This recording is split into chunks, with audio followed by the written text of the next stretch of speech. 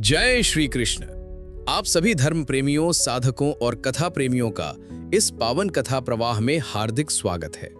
आज हम एक ऐसे परम धर्मात्मा सम्राट की अलौकिक गाथा का श्रवण करने जा रहे हैं, जिन्होंने न केवल महाभारत के बाद धर्म की पताका को थामे रखा, बल्कि जिन्होंने अपनी जीवन यात्रा से हमें ये सिखाया कि मृत्यु का भय नहीं, बल्कि उसकी स्वीकार्यता ही मोक्ष का द्वार खोलती है। यह केवल एक राजा की कहानी नहीं है, यह है महाराज परीक्षित की अनकही अमृत कथा। यह एक ऐसी गाथा है जहां जीवन और मृत्यु का गूढ़ रहस्य खुलता है, जहां भक्ति और वैराग्य का प्रकाश फैलता है और जहां हमें यह समझने का सौभाग्य मिलता है कि मानव जीवन का परम लक्ष्य केवल और केवल भगवान श्री कृष्ण के चरणों की शरण है।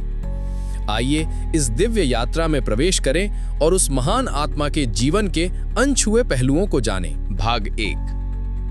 अवतरण कथा। ईश्वर की प्रत्यक्ष कृपा। भले ही विजय प्राप्त कर ली थी, किंतु वे अपने प्रियजनों को खोकर गहरे शोक में डूबे हुए थे। वीर अभिमन्यु, जो कि अर्जुन के पुत्र और पांडव वंश के भविष्य थे, चक्रव्यूह में वीर गति को प्राप्त हो चुके थे। उनकी धर्मपत्नी महारानी उत्तरा उस समय गर्भवती थीं और पांडव वंश की अंतिम आशा उन्हीं के गर्भ में पल रही थी। ठीक उसी समय पांडवों के प्रति प्रतिशोध की अग्नि में जलते हुए द्रोणाचार्य के पुत्र आचार्य अश्वत्थामा ने एक भयानक और अंतिम प्रहार करने का निश्चय किया। उन्होंने ब्रह्मास्त्र का संधान किया और क्रोध में आकर उसे महारानी उत्तरा के गर्भ की ओर छोड़ दिया। इस ब्रह्मास्त्र के प्रहार से पांडव वंश पूरी तरह से समाप्त हो सकता था, लेकिन जब भक्त पर संकट आता है तो भगवान स्वयं प्रकट होते हैं। तभी करुणा के सागर भगवान श्री कृष्ण स्वयं प्रकट हुए। उन्होंने अपने शक्तिशाली सुदर्शन चक्र से एक दिव्य सुरक्षा कवच निर्मित किया और उसे महारानी उत्तरा के गर्भ के चारों ओर स्थापित कर दिया। ब्रह्मास्त्र का तेज उस कवच को भेद नहीं पाया और गर्भस्थ शिशु की रक्षा हुई। और इस प्रकार भगवान की प्रत्यक्ष कृपा के फलस्वरूप एक दिव्य तेज से परिपूर्ण बालक का जन्म हुआ। शास्त्रों के अनुसार जब ये शिशु जन्मा तो इसके मुखमंडल पर एक ऐसी अलौकिक आभा थी कि जो कोई भी इसे देखता उसे ऐसा लगता कि ये बालक मानो उसे हर तरफ से परीक्षित कर रहा है, यानी कि उसकी परीक्षा ले रहा है। इसी दिव्य घटना के कारण उनका नाम महाराज परीक्षित पड़ा। उनका जन्म ही इस बात का प्रमाण था कि वे केवल एक साधारण राजा नहीं, बल्कि ईश्वर की विशेष कृपा से अवतरित हुए थे।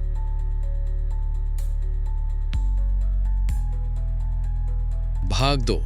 राज्याभिषेक और धर्म की स्थापना। समय का पहिया आगे बढ़ा। जब पांडवों ने ये नश्वर संसार त्याग कर मोक्ष के लिए हिमालय की ओर प्रस्थान किया, तब हस्तिनापुर का विशाल साम्राज्य महाराज परीक्षित को सौंपा गया। उनका शासनकाल न केवल अद्वितीय था, बल्कि वो धर्मयुग का एक स्वर्णिम अध्याय था। उनके शासन में प्रजा पूरी तरह से सुखी, संपन्न और निश्चिंत थी। चारों दिशाओं में शांति का वास था। नगरों में समृद्धि और न्याय था, जबकि गांवों में अन्न और गोधन की प्रचुरता थी। हर घर में भगवान का नाम था। मंदिरों में कीर्तन और भजन की ध्वनियां गूंजती रहती थी। ऐसा प्रतीत होता था मानो स्वर्ग ही पृथ्वी पर उतर आया हो। महाराज परीक्षित सदैव अपनी प्रजा से कहा करते थे, मैं केवल एक राजा नहीं, बल्कि धर्म का सेवक हूं। ये राजपाट, ये प्रजा, ये धन धान्य, जो कुछ भी है वो सब भगवान का है। मैं तो केवल उनका एक निमित्त मात्र हूं। उनकी न्याय प्रियता, करुणा और निस्वार्थ सेवा भाव के कारण लोग उन्हें साक्षात धर्मराज युधिष्ठिर के समान मानते थे। भाग 3। कलयुग का प्रवेश और धर्म संरक्षण। परंतु समय का प्रवाह कभी नहीं रुकता।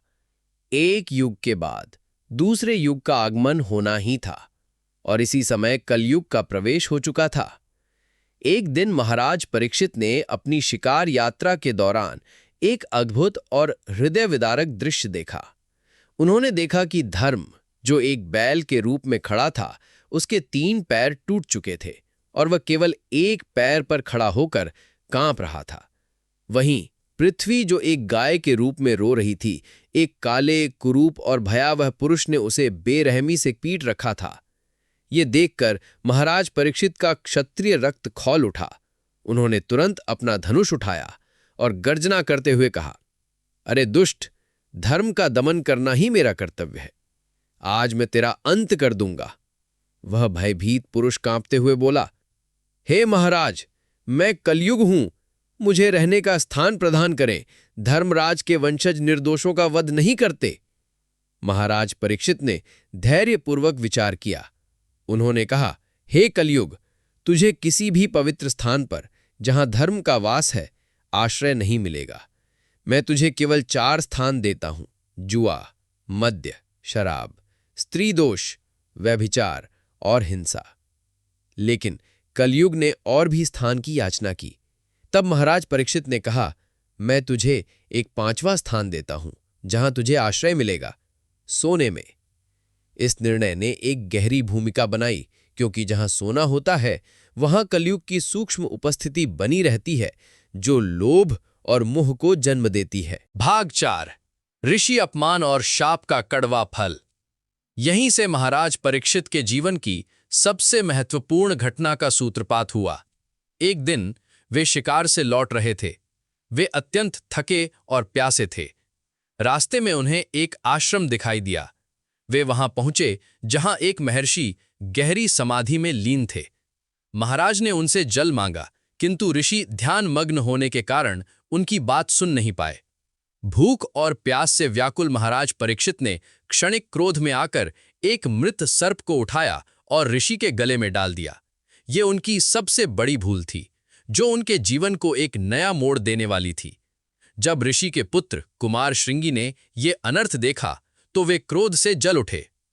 उन्होंने अपने हाथ में जल लेकर भयानक शाप दिया, जिस राजा ने मेरे पिता का अपमान किया है उसे आज से 7वें दिन तक्षक नाग के डसने से मृत्यु होगी। जैसे ही महाराज परीक्षित ने यह शाप सुना, उन्हें अपनी भूल का तुरंत आभास हुआ। उन्होंने शांत मन से कहा, यह उचित है, राजा का कर्तव्य धर्म का पालन है और मैंने क्षणिक क्रोध में आकर धर्म का अपमान किया। अब ये मृत्यु ही मेरे पाप का प्रायश्चित होगी। इस घटना ने उन्हें राजपाट के मोह से मुक्त कर दिया। भाग 6, तक्षक का आगमन और मोक्ष। 7वें दिन नियति का समय आ पहुंचा। कथा समाप्त हो चुकी थी और महाराज परीक्षित अपने ध्यान में लीन थे। तभी तक्षक नाग प्रचंड तेज के साथ आकाश से उतरा। वह एक छोटे कीड़े का रूप धारण कर फल में छिप गया और उसी फल के माध्यम से महाराज परीक्षित के पास पहुंचा। सभी ऋषि मुनि भयभीत हो गए, लेकिन महाराज परीक्षित शांत बैठे गंगा जल में अपनी दृष्टि टिकाए हुए थे। उन्होंने अंतिम क्षण में अपनी आंखें खोलीं और एक ही शब्द कहा, जय श्री कृष्ण। तक्षक नाग ने उन्हें डस लिया, लेकिन वह डसना केवल उनके नश्वर शरीर के लिए था। उसी क्षण महाराज परीक्षित का शरीर तो भस्म हो गया, किंतु उनकी आत्मा एक दिव्य ज्योति बनकर भगवान श्री कृष्ण के चरणों में लीन हो गई। इस प्रकार जो शाप उनके लिए मृत्यु का कारण बन सकता था, वही उनकी सच्ची भक्ति के कारण मोक्ष का द्वार बन गया। भाग 7, उपसंहार और जीवन की शिक्षा। महाराज परीक्षित की ये कथा हमें कई गहरी शिक्षाएं देती हैं। मृत्यु की स्वीकार्यता। हमें मृत्यु से भागना नहीं चाहिए, बल्कि उसे एक अनिवार्य सत्य के रूप में स्वीकार करना चाहिए। जीवन का उद्देश्य। जीवन का उद्देश्य केवल भोग विलास नहीं, बल्कि ईश्वर की भक्ति और धर्म का पालन है। शाप भी वरदान। यदि हम किसी भी संकट को ईश्वर की इच्छा मानकर स्वीकार कर लें, तो शाप भी हमारे लिए मोक्ष का द्वार खोल सकता है। यही कारण है कि कहा जाता है, जो श्रीमद् भागवत का सच्चे मन से श्रवण करता है, उससे वही फल मिलता है जो गंगा तट पर महाराज परीक्षित को मिला था। महाराज परीक्षित केवल एक सम्राट नहीं थे, वे भक्ति और मोक्ष के एक अमर प्रतीक हैं। तो साधक जनों, यह थी महाराज परीक्षित की अनकही अविस्मरणीय कथा। ये कथा हमें सिखाती है कि जीवन अस्थायी है, मृत्यु निश्चित है, लेकिन भक्ति और प्रेम ही शाश्वत है। आइए हम भी उनकी तरह अपने जीवन को ईश्वर की ओर समर्पित करें और हर क्षण में उन्हीं का स्मरण करें। जय श्री कृष्णा।